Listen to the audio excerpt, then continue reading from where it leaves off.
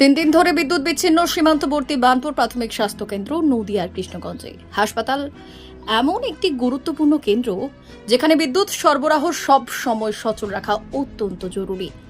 তার উপর সেই হাসপাতাল যদি হয় সীমান্তবর্তী হাসপাতাল, যার উপর সাধারণ মানুষ থেকে বিএসএফ কর্মীরা অবধি সম্পূর্ণভাবে নির্ভরশীল, তাহলে সেই স্বাস্থ্যকেন্দ্রের গুরুত্ব অনেকটাই বেশি থাকে এলাকায়। তেমনই একটি সীমান্তবর্তী হাসপাতাল হলো নদিয়ার কৃষ্ণগঞ্জের বানপুর প্রাথমিক স্বাস্থ্য কেন্দ্র। সীমান্ত এলাকায় এটি একটি গুরুত্বপূর্ণ হাসপাতাল। এই হাসপাতালে 3 দিন ধরে বিদ্যুৎ বিচ্ছিন্ন রয়েছে। বিদ্যুৎ বিচ্ছিন্ন থাকার ফলে জরুরি পরিষেবা থেকে বঞ্চিত হচ্ছেন রোগীরা।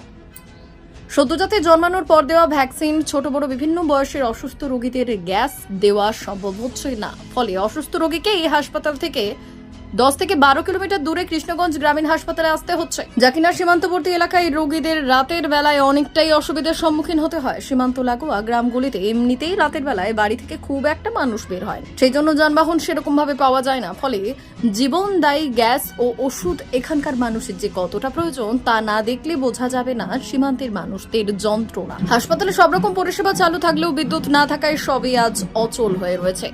হাসপাতাল কর্তৃপক্ষ বিদ্যুৎ দপ্তরকে বারবার জানিয়েছেন, কোনো সুরাহা মেলেনি। হসপিটালে কতদিন ধরে কারেন্ট নেই। এবার আমরা এসেছি ডাক্তারের কাছে, এখন এখানেও গরম, ডাক্তারবাবুর তো অসুবিধা, ফ্যানও চলছে না, এমনি অসুবিধা, যত লোক আছে সবার এমনি অন্ধকার, বাড়িতেও কারেন্ট নেই, সারা বানপুরেই কারেন্ট নেই। আপনি কি সমস্যা নিয়ে এসেছেন? আমি ডাক্তার দেখাতে এসেছি ঠান্ডাতে। হসপিটালে অ্যাকচুয়ালি তো ওই ঝড় বৃষ্টির জন্য বেশ কিছু দূরে কারেন্ট থাকছে না। এবার ঘটনা হচ্ছে পেশেন্টরা বা সবাই খুব অসুবিধা হচ্ছে। হ্যাঁ, এই কারণে যে এখন এই যে গরমে থাকা যাচ্ছে না, ডাক্তার দেখতে অসুবিধা, প্রতিটা মানুষেরই অসুবিধা হচ্ছে এখানে।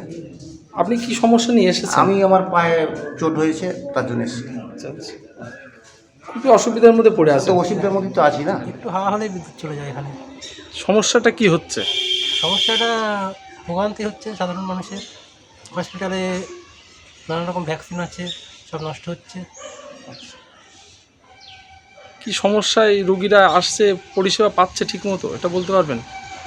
বয়স্ক মানুষ আসলে তাদের হাঁপানি, শ্বাসকষ্ট হয়, গ্যাস ফ্যাসগুলো সেরকম ব্যবস্থা নেই এখানে। ব্যুরো রিপোর্ট, উত্তরের প্রহরী।